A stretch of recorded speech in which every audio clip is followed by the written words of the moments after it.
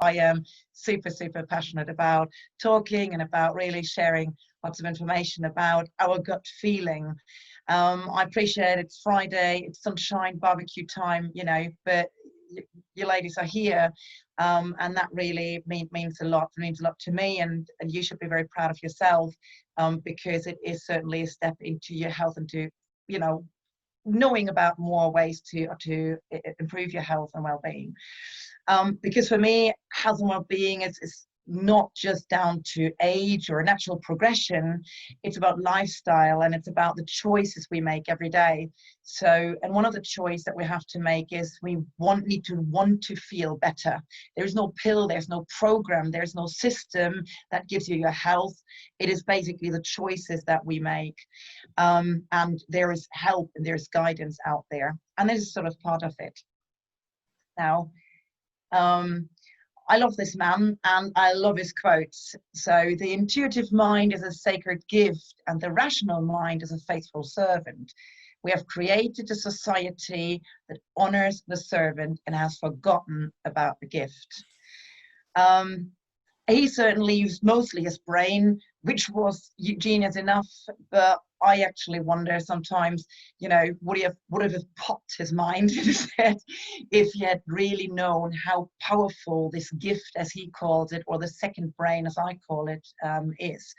So today in here, I'd like to share a bit more about the gut and the microbiome and why they're so important for our overall health. To make it a bit easier to understand all this, allow me to first of all start with a car. So let's all imagine a car, okay? You're putting fuel in.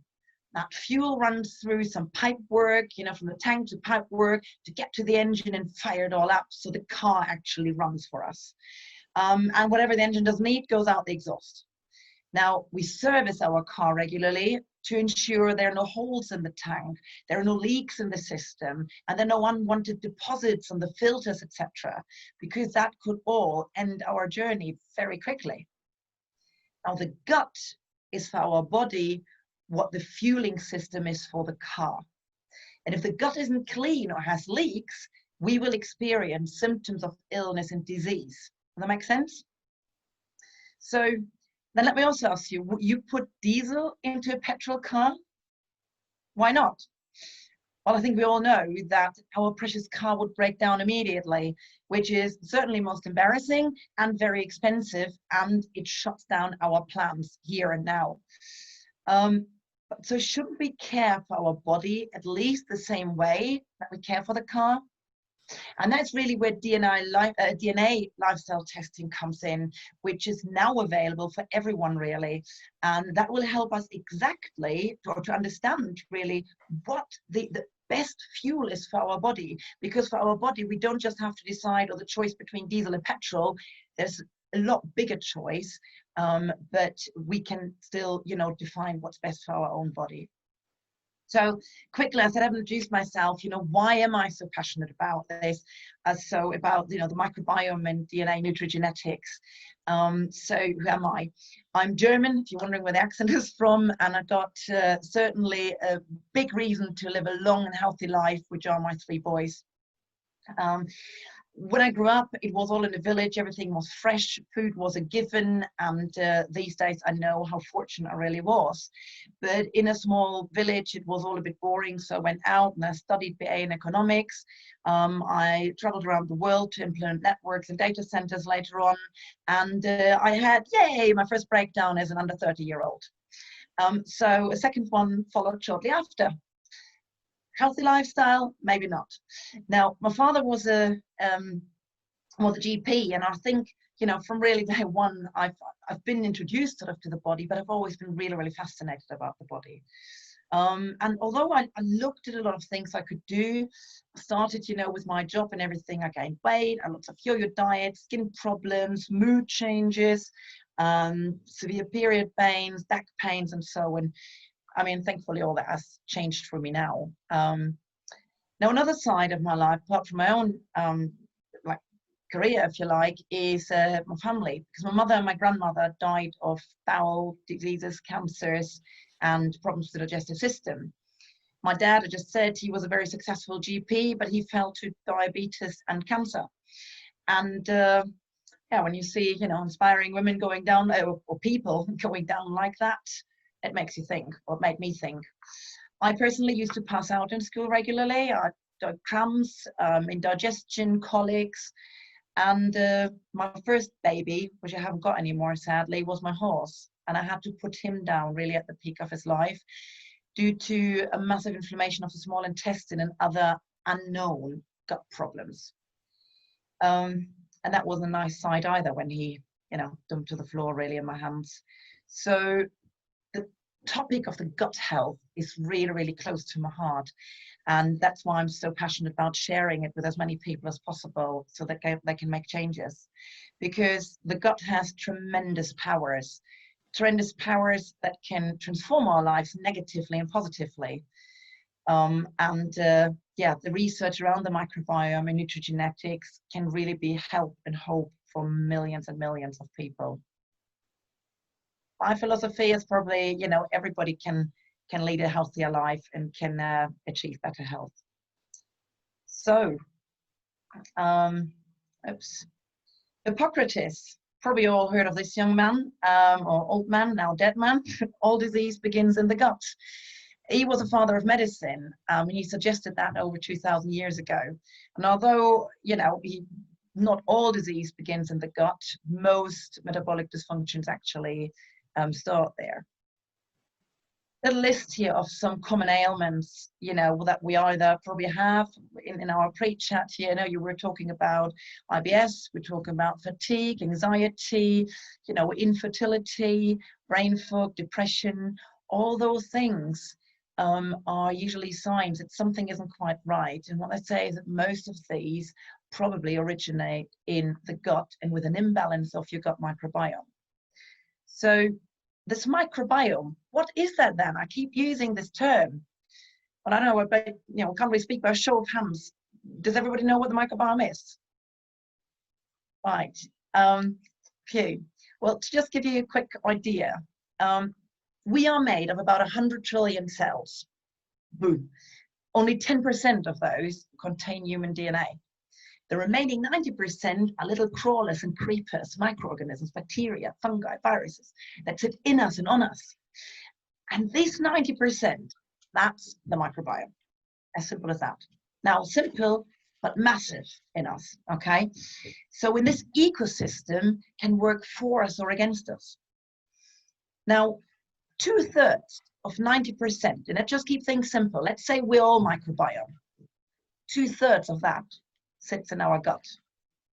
So I don't think we need to be doctors or scientifically, you know, scientific genius to really know that if there's an imbalance there, that might have an impact on the rest of the body.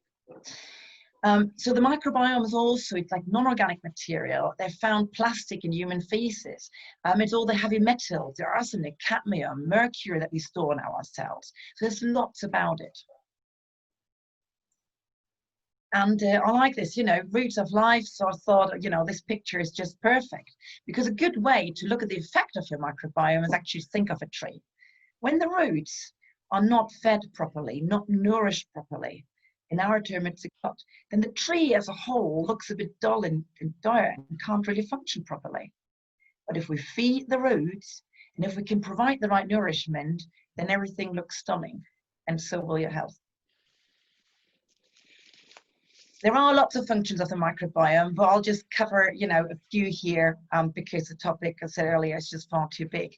So some major functions are your immunity, your brain health, hormone production, digestion, metabolism. And I'll just go through a few of those. Immunity.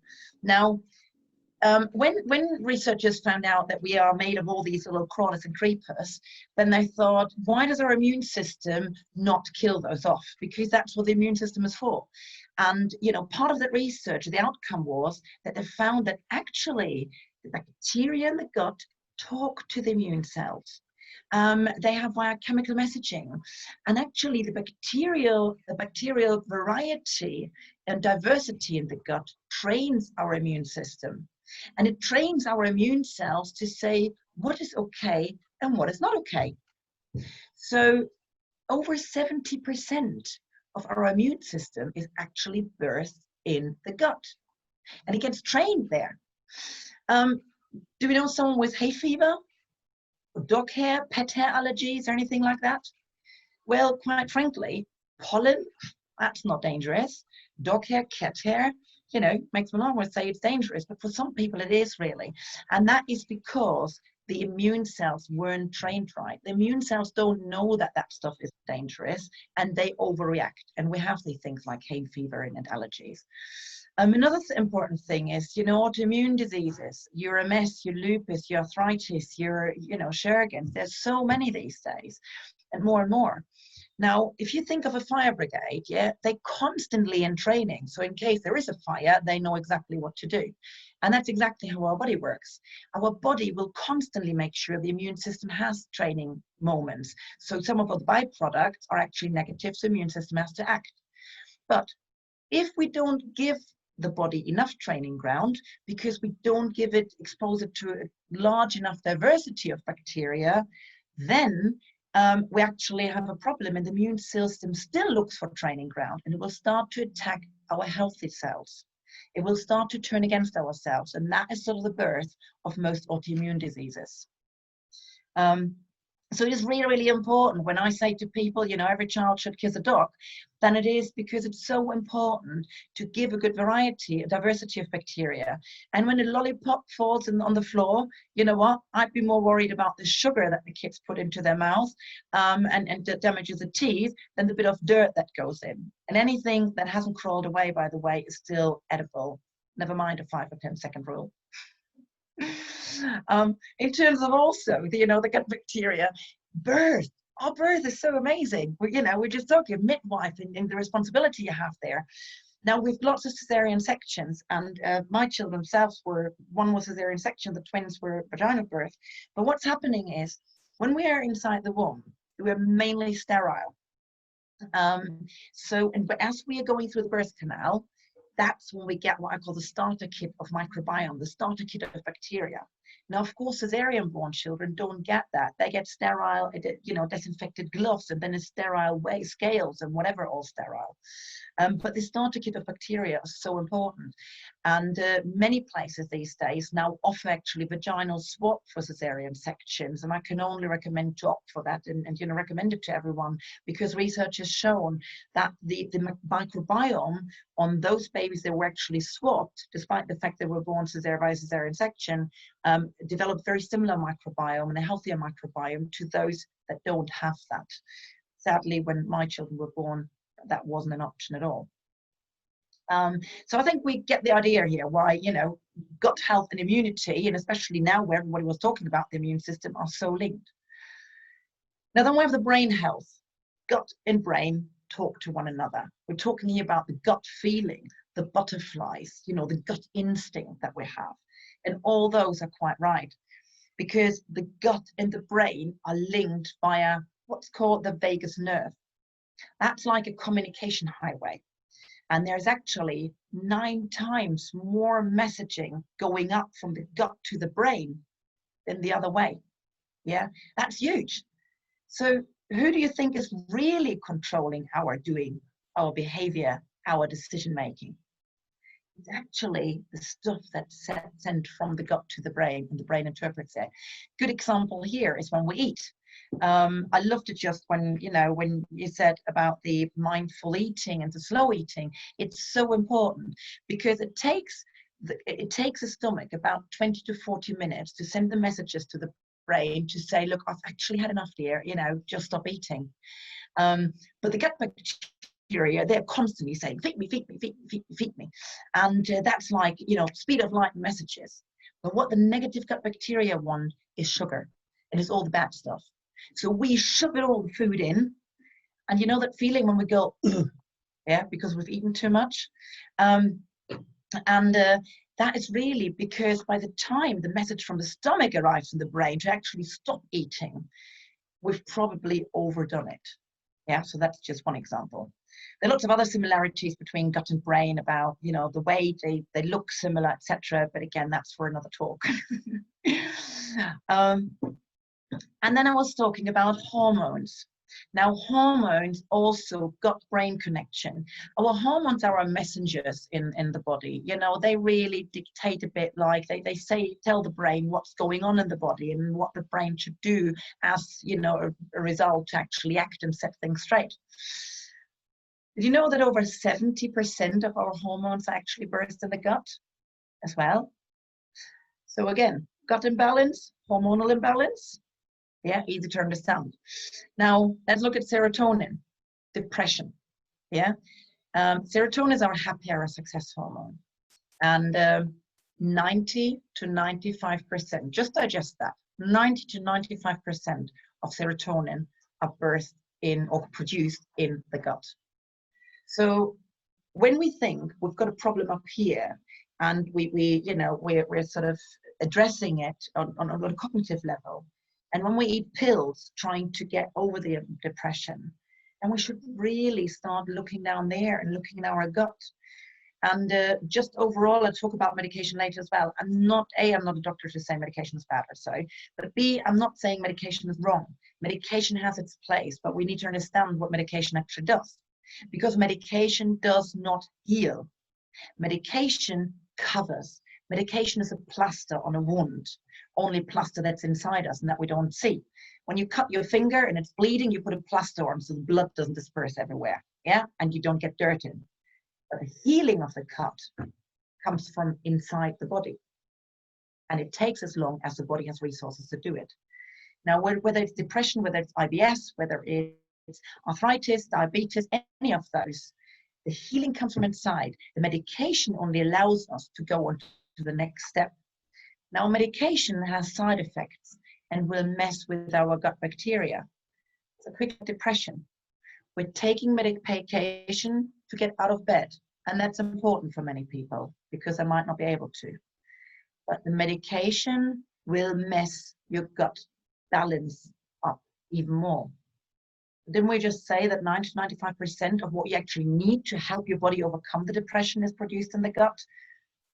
Yeah, so it's really, really important to look at alternative methods rather than just the medication, and try to see if medication cannot be the last resort. We've got things like GABA, ADHD, children who have ADHD or people who have ADHD, they're low in GABA. Again, most of that is produced in the gut. You've got your melatonin, your sleep hormone, darkness hormone, which we need to repair to really go into the deep sleep. Look in the gut. Menopausal symptoms. Yeah, women I work with who are on menopause, I get so often definitely massively reduced menopausal symptoms, or even gone, and they're blown away just by addressing the gut, because those hormones are mainly produced in the gut. So it's not meaning that you don't have menopausal symptoms, but it means you can manage them a lot better without any HRT or anything. You've got your oxytocin, which overcomes anxieties and emotional trauma. Yeah, lots what's happening at the moment with people. That's produced mainly in the gut. And more, you get up and go hormones. Again, I need to be careful that I don't go too deep, but I think you're getting the picture how much is actually happening in the gut. And then I just mentioned your metabolism and digestion. Now, I think that's an easier one to understand probably, that obviously everything, we digest in the gut, we know about this, and there's bacteria, and they break down our food, but they do a lot more. They're not just breaking down the food so we can easily digest it, they're also important to actually absorb the nutrients and feed it into the body. And they're important to maintain the integrity of the gut wall. And I'll talk about this a bit later when I show you more about, the impact of what's happening in the gut. But it's really important. It's not just about you are what you eat, it's also you are what you absorb. So if you are not able to absorb, then it doesn't matter what good stuff you put in, because you simply don't get it. And that's true for food or medication. Oops. Sorry, that was a bit quick. So elite health is really what we'd say it's a continuum. It's for everyone. We start, we're somewhere on this continuum. We don't do anything. We're going towards a poorer health end here. But we have ways and methods that we can, make sure that we're moving, more to the upper end. The question is, why don't we all have good metabolic function? Why are there some systems in our body not really in balance, which would be called metabolic dysfunction? So in other words, why don't we all have elite health? Looking at this picture, needless to explain a lot more. And there are three main reasons: diet, lifestyle, and environment. Some of those are in our control, others are not so. Diet. Diet really affects our microbiome. And I think that doesn't come as a surprise. We are what I would call part of the largest experiment of mankind. Over the last 60 to 70 years, the way we consume has drastically changed. Not just food in general, consumption of media, consumption of information, consumption of whatever we do has drastically changed. Now, in evolutionary terms, 60 years is nothing. Yeah, it's not even noted. So that means that we've changed our habits and put changes onto our body, but the body has not been given the time from an evolution point of view to adapt to that in a proper way. And that causes massive problems. Our diet has radically changed. We eat these days for taste and for color. We eat what we are sold to, but we're not actually eating for the nutritional value. So when you think back in the 1950s, so post-war, the food started to go into the laboratories because we were looking for more shelf-stable food. We started to have fridges and freezers so we could store more. And food started to get bottled and canned and packaged, etc. The good fats were taken out and replaced by trans fats because they last longer. The phytonutrients were taken out because they were rot. But to make the food tasty, we put emulsifiers in and colors and sugars and salt and all sorts of additives. We basically pack the foods with high calories but empty nutrition. But as human beings, what we need is plant or animal.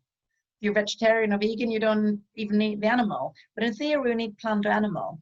So little task here for everyone. Next time you go shopping in the supermarket, don't just cleanse your hands and wear the gloves, but take the blinkers off as well. Yeah.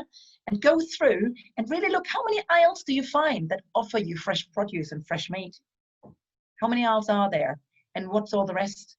When you put your shopping onto the belt, then look carefully, what are you actually putting onto that belt?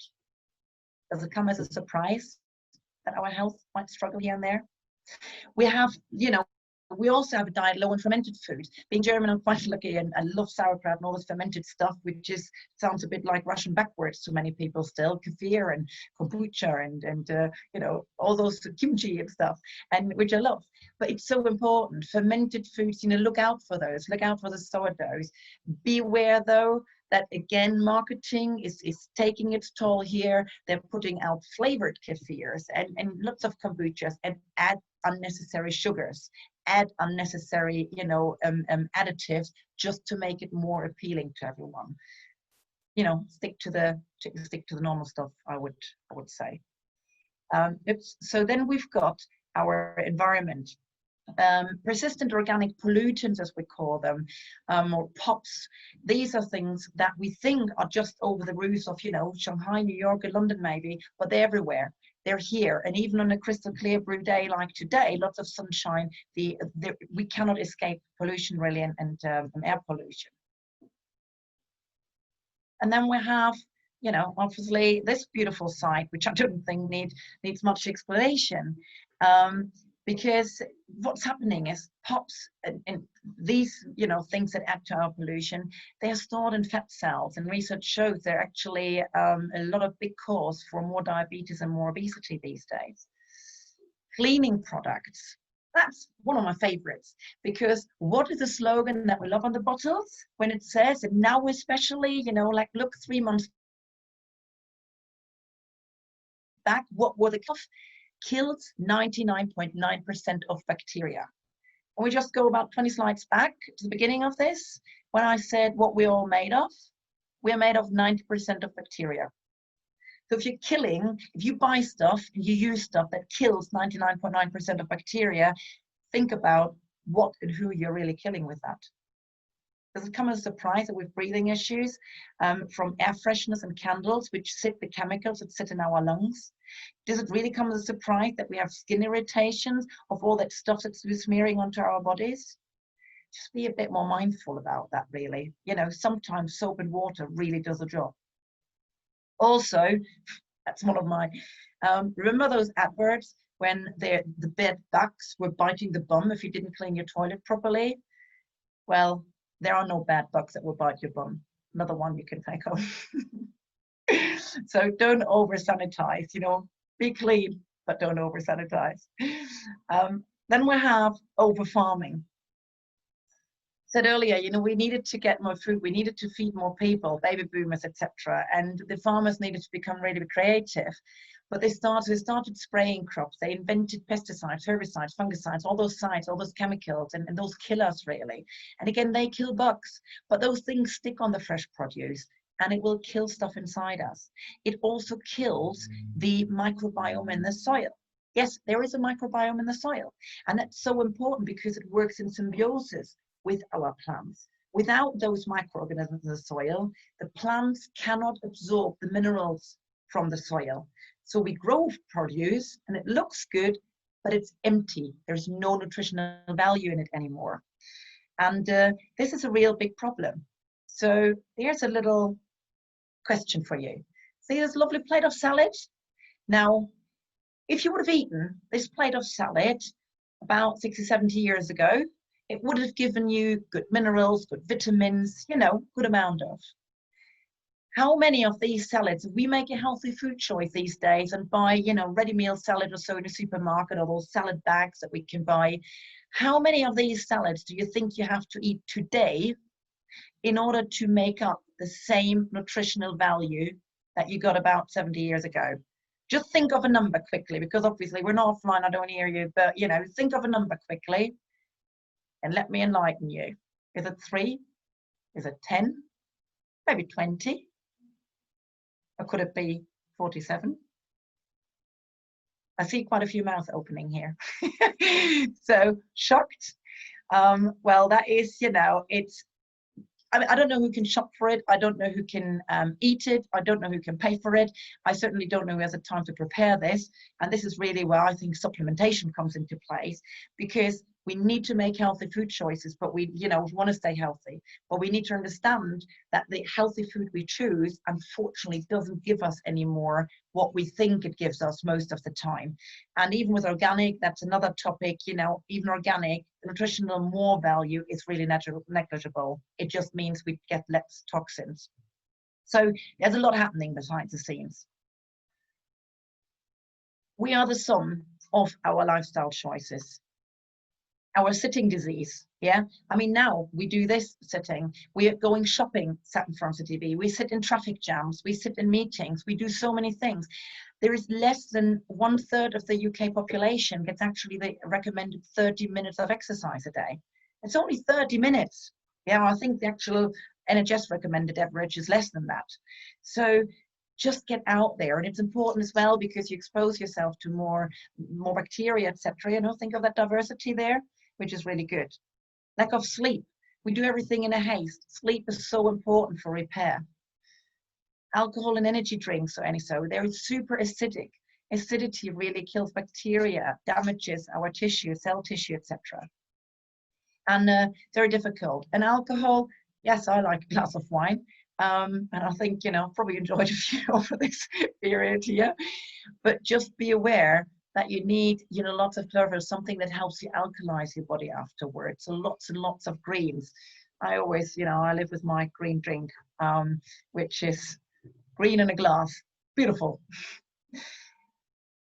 And then smoking. E-cigarettes are really no solutions because they usually contain even more chemicals, nasty chemicals they put in the body. So really think about just giving up. Yeah. And then medication. I mentioned that earlier, you know, that medication has a massive impact because, as I said, medication is not only there to help us, medication helps us tick over, allows us to do the next step. But medication always has side effects.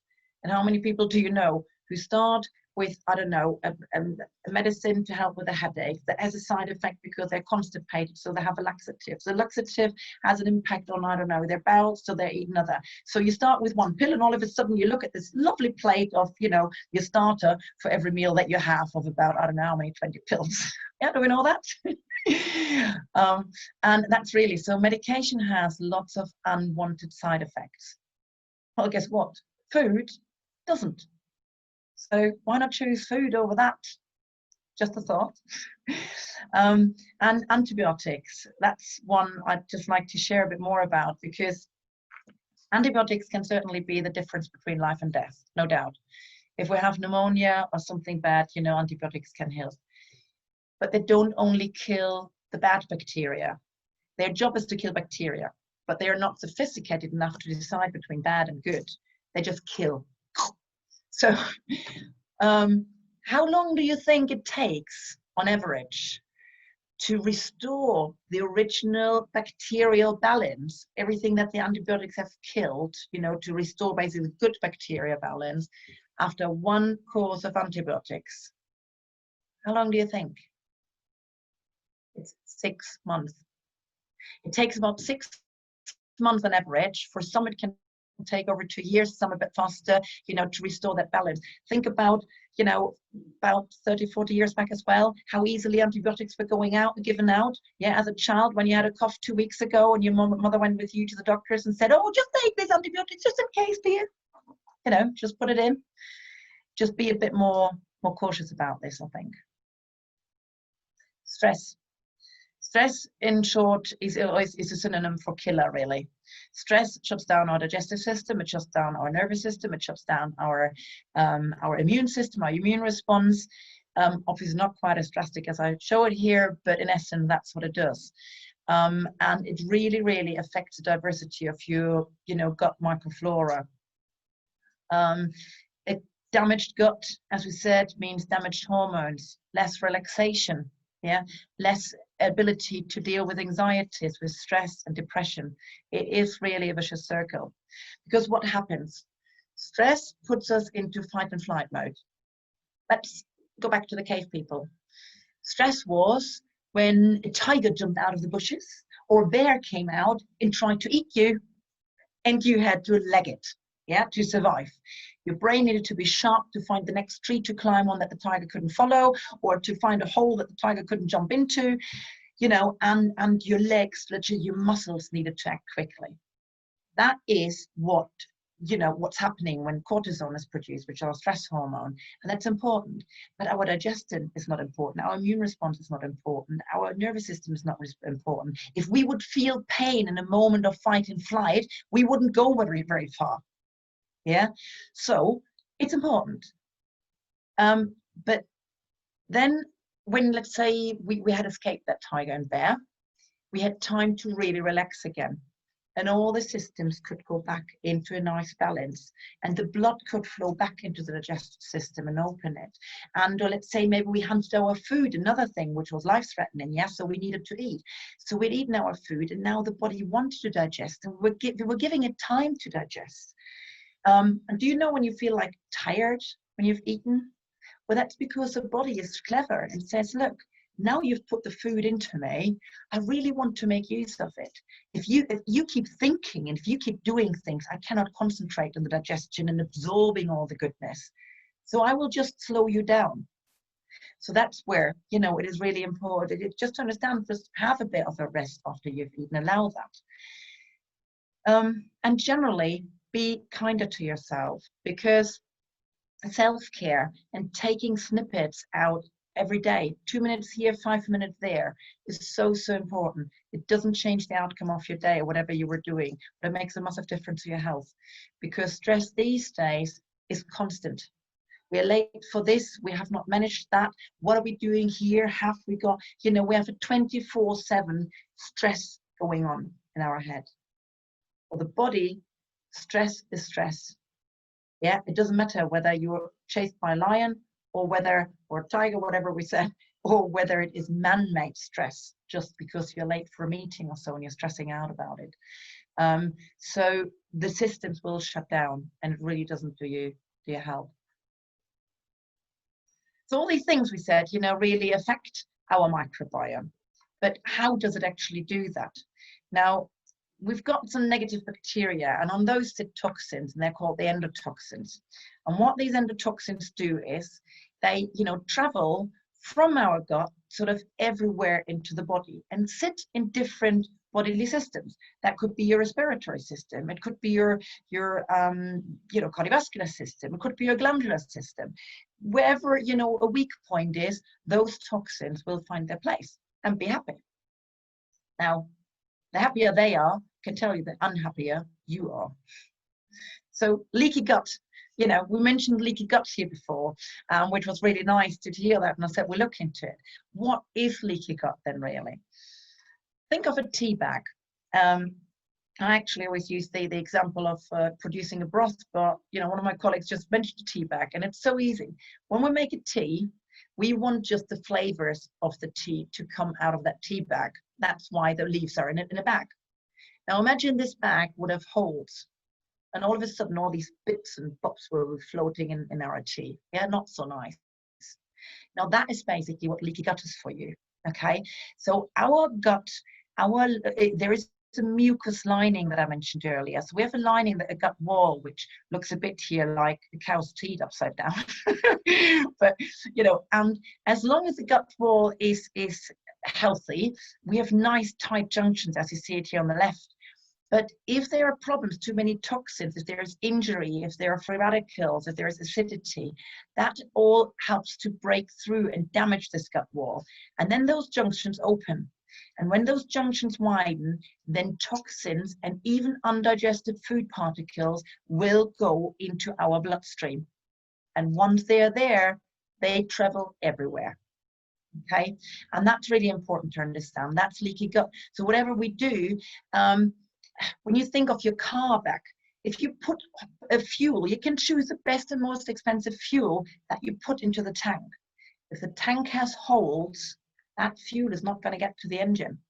Yeah, so if you're thinking of healthier way of eating and nutrition, then make sure that your system is actually enabled to absorb that.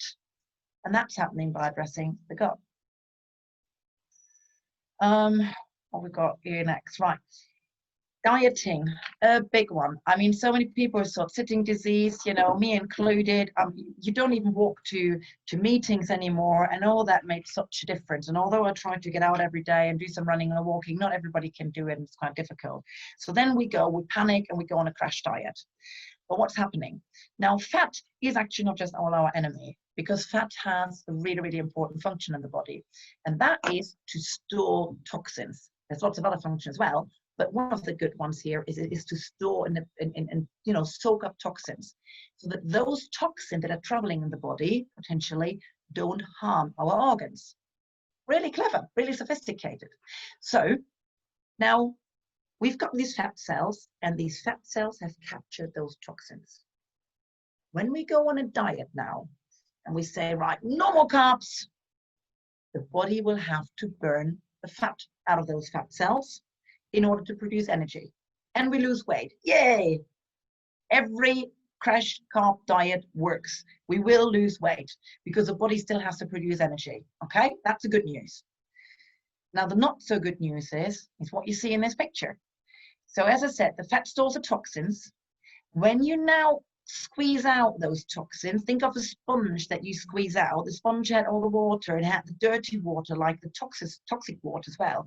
Now you're squeezing out this sponge. That's like when the fat out of the fat cells is burned. Those toxins, as you see here on the middleman, will circulate back into your body. Okay, so for every kilo, for every 2 pounds of weight that you've lost, you're increasing your toxicity in the body by 2 to 4%, up to 150%. And these toxins are as harmful now as they were before. So what does the body do? It has the old fat cells, just shrunk, but it produces new fat cells, so we can absorb all those toxins. So we've got the old one and the new one now. And what's happening is those two can absorb the food, because the moment you stop, you eat carbs again, all it is going, yeah, and everything pops up. And you've got yo-yo diets. Yeah, have you been on them? Yes, I have. not just once, you know, but this is really where this comes from. It's also the reason why many people who lose a lot of weight, you know, when you find people who've lost like 2, 3, 4 stones fairly quickly, they come out with lots of diseases. They have joint pains, they have other illnesses, they go down with pneumonia, and they don't understand why. They say, well, I'm eating so healthily, what's happening with me? It's because this toxicity is so high in the body. So what should we do? Before you go on any diet, make sure you detox first. Draw the toxins out of your body first, because if they're gone, and then you squeeze out those fat cells, yeah, you reduce your carbs, then, well, happy-go-lucky. The toxins are gone, the fat is gone, you're slim, and the body doesn't have the need to produce more fat cells. And you actually have a much better long-term effect, and it's a much healthier way of losing weight. So now I've told you a bit about, you know, I hope you're all still with me and I've not talked you to sleep, because I'm excited about this. But we know now why we need our gut system healthy and you know, as healthy as a car's fueling system. But there's one piece of the jigsaw missing, which I mentioned earlier. You know, how on earth do we know what fuel to put in? What is the best fuel? Is it petrol or is it diesel? Or is it one of those millions of choices of food, you know, that we have to choose from? And that is really where nutrigenetics comes in. A big term again, it is just a really exciting new field. And if you haven't heard about it, then don't worry, because it's only been researched for about the last 10 years and just very recently become accessible for you and I. But what nutrigenetics does, it's in short, it's taking the guesswork out of getting fit and healthy. Because lifestyle testing now with that, we can design our own personal power fuel. And why is that? Now, there is a phrase that says our genes load the gun, but our lifestyle pulls the trigger. Okay. Now, genetics is a huge and complex field. So let me try to explain the impact of food and lifestyle just in a bit easier words, because the DNA, I think we've all probably heard of it, is nothing more but a massive instruction manual. When you get a car, you read the instructions to know what fuel to put in, to know how to switch on the engine. When you get a new phone, you read the instructions to know how to work it. When you get a PC or a telly, anything, you know, even when we want to cook a new meal, we read the instruction, which is a cookbook, okay? Now, the instruction manual for the body is called the DNA. This manual has over 3 billion letters and is made up of a mixture using a vocabulary of over 25,000 words. Those words are basically the genes, okay? So it's a very thick book that makes us. And those genes and those letters in this book tells every little cell what it has to do, whether your eyes go blue or green, whether your foot goes, you know, size 6 or size 10, but it's also talking about what you do with food. Now, in such a big book with so many letters and words, it's easy to imagine that there are some spelling mistakes here and there. To explain this, if there is a spelling mistake in the word Anna, yeah, my sister is called Anna, A-N-N-A. Now, if I spell that with just one N and read it to you, you won't know the difference. It's still Anna, yeah? So spelling mistake doesn't have an impact. But just imagine we swap the letter I to an A between the letter F and T, and then you would have the slogan at the gym going, join us now and get really fat. Yeah, that's the difference between an I and an A. So the impact is quite huge. And that's the same with our genes. Some genes, when they're changed, we don't know, and some can have a significant impact. So let's just quickly look at what all this is and why they found out and where they found out what impact food can have. Has anyone here heard of royal jelly? Yeah, royal jelly for anti-aging and all that. You know, we've probably all heard of it. Now, what is that really? Because that's what most people don't know. It is a bit like Post-it notes. A worker and a queen look very different. Yeah, so of the same hive, if we look at bees. The queen bee is fat, is very fertile, and is pretty dumb. The workers have a sophisticated communication system, are completely sterile, and are tiny in comparison. So although they're so different, the queens from the bees from the same hive are genetically identical. That's bizarre, isn't it? So scientists looked at that, and what they found out is actually that obviously the larvae that turn into queens are fed a certain secretion. And this secretion is called the royal jelly, actually. So what's happened? Those larvae that receive the secretion turn into queens. The other ones stay workers. Now, what scientists then did is they looked at what was changing. And it's a bit like, as I said, post-it notes. To say whether a gene should work or not, it's a bit like putting a post-it note, a sticker on something and saying, well, you switch on or off, or you flip a switch. So what scientists did is they went and sort of tagged, they call it tagging, tagged those genes in the larvae. So the larvae didn't get the royal jelly, but the genes were actually tagged. And whoo, all of a sudden, these larvae became all queens as well. So without the food, they became the queens. That means what is in the food, because that's the only difference between the queen and the workers. What's in the food is switching on and off the genes that make the difference between becoming a queen or a worker. My question is then, do we all want to be queens? Yeah. So let's do something about the food. I think it's important to understand it. To me, it was really, really exciting. And that's what nutrigenetics does. So what you get with like DNA tests, that's a simple swab test. It's not even blood or anything involved. It's really simple. Is you get important information about your individual strength and weakness and the influence that different nutrients have on your body.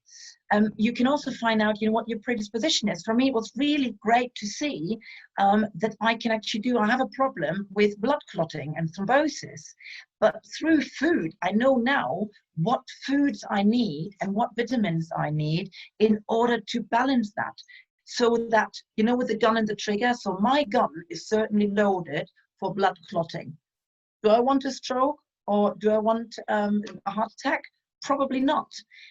So in order to not pull the trigger, I know now a lot better what I can do to prevent that. And this is not just guesswork. This is science and based on my DNA, my personal DNA, which is different for all of us. And the good news as well is our DNA never changes. We're born with it and we die with it. It's just whether something gets triggered or not, that can change. So another thing was really interesting for me, because I've always done sort of like long jumping and sprinting and really power activities and felt comfortable in it. I picked up long distance running, but it was a struggle for me. It took really, really long training. And it turned out that my genetic code is actually built for power work, not for endurance work. It doesn't mean that I can't do endurance work. It just is a lot more training. And when you look at Olympic athletes or world-class athletes, if you would test the DNA of, the world record holders and the gold medalists, you will not find someone who is the top one in marathon being, having the power type of DNA code. So I don't know about you, I'll have to stop here, but I find this not too exciting and amazing. I'm more than happy to talk, a lot more about this. Because also now I know, in terms of the pills or the food that we eat, I know now what I can spend my money on and what I don't need to waste my money on, because there are certain vitamins that just don't work for me. And there are certain vitamins, or supplements that wouldn't work for me either. So I just don't need to put my money down the drain. I really like that idea. So our gut garden, yeah.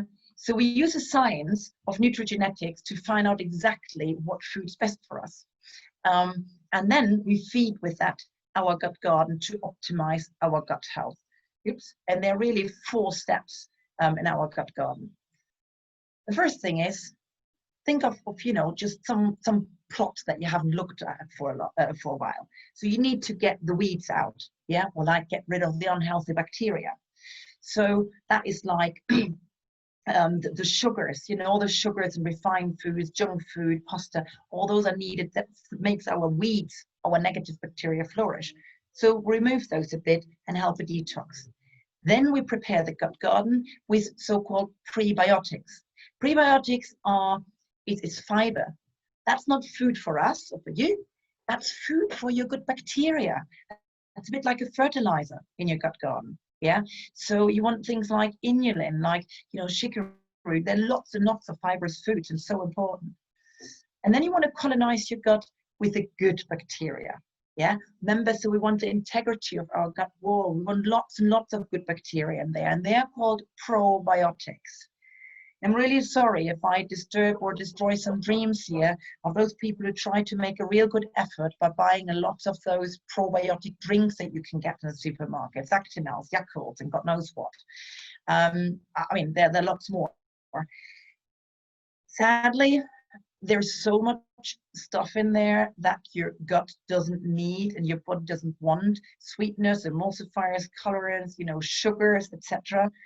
There's so little bacteria in there that you can actually save your money on those. If you drink them because they're a nice treat, like my kids have them sometimes for school as a treat and they like to drink them, okay, I think, you know, better than just a lollipop, then keep buying them. But if you want to really help your gut, go for something like just like plain yogurt with fresh fruit. Gives you, it's cheaper and gives you a lot better, you know, service. Now, and then really you need to put nutrients into your gut garden. So really eat phytonutrient-rich foods, eat the rainbow, try to have colors on your plate. Yeah, so that's where eating the rainbow comes from. And the more colors, you know, the better variety of phytonutrients you get. So in 2016, not many people outside the scientific community were actually talking about the microbiome or how it would affect our health. And it was certainly not on TV or in the press like it is today. But the team I'm working with, you know, we were really, really intrigued about a new program called the Purify, because that was, as said, to reset the microbiome, the gut microbiome. So we really decided to become one of the first trial groups in Europe. And the results were absolutely staggering. So we're really proud to say that we've taken up this program and taken thousands of people by now through it very successfully. And the changes we see are just, you know, tremendous. Now, it isn't a fat loss program, but if you think back about the healthy way of going on a diet, it's a really, really good kickstart. And, you know, fat loss is a nice byproduct. But then if you're more on the athletic side, again, in your gut, most of your energy is produced there. Our B vitamins, all that's produced there. So if you cleanse your gut, you know, you have a lot more endurance, more power, and you get better, you know, nutrient circulation in your body. It's really important. So this program I'm talking about, just 21 days. I mean, we see massive results in only 21 days. I don't know if anyone can hear that, but in the background, the world is just coming down. I think it's hailing in a sec, and and there's thunder and lightning going on. So if you find any noise interruption, then sorry, I can't change that.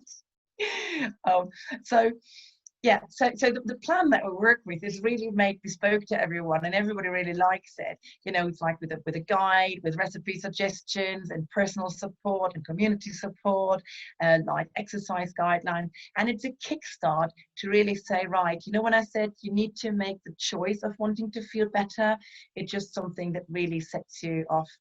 And you get it's all included where we focus on detoxifying the body, pulling the weeds, cleansing the tract, so making it all nice and neat, and then balancing the microbiome in a healthy and safe way. Oops, no, I'm not going to go into any of this. So what we do is I like to start really with lifestyle analysis. So there's progress tracking for you to see where you stand. Because our bodily system work a bit like a chain, you know, they're all interlinked. And as with every chain is only as strong as its weakest link. And so it is with our body. So we'll try to identify, completely non-invasive, try to identify what your weakest link is. And, you know, as a thank you to really be here today, I'd like to offer this to everyone for free. It's about 30 minutes. It'll be free consultation, and we just find out what your weakest link is, so you know best how to address your health first. Because often there are symptoms that we ignore. When our car rattles a bit, we panic and send it to the garage so we can go on. When our body rattles a bit, like tiredness, illness, low energy, not sleeping well, then we put it down, we find an excuse. We put it down to age, we put it down to stress, we put it down to bad weather or whatever. Yeah, we'll find an excuse why it is, and we don't panic. We don't need to panic, but we should actually do something about it. So we also don't just guess, we retest results. So anyone, you know, when I work with people, these are just, you know, after 21 days, these are results of elevating health in only 21 days by addressing the gut. You know, it's, and there is 100% of those that I could show lots and lots of these. So as I said, you know, work as a team. Carol and I are colleagues. There she is, actually. And we have consistent results, whether it is lesser pain, better sleep, more energy, better personal best. You know, I've beat my personal best. Menopausal symptoms gone. Brain fog, a big one, gone. And another really, really big one, those cravings, all these crisps and chocolates that we needed to help us overcome this time, really, you know, help us in bad times. The cravings gone. The cravings are messages from your bad bacteria. Remember all that food noise that is sent up to the brain? Let's eliminate the baddies and let's feel free again and enjoy what we eat because we want to eat it, not our bacteria tell us to eat it. So yeah, and that is really it's the end of what I wanted to. What's happening here now? Slideshow from current slide. That's really sort of the end of what I wanted to share for today. And all I can say is, you know, there was something inspiring in there, something you could take away. It would be great to hear what your biggest takeaway was.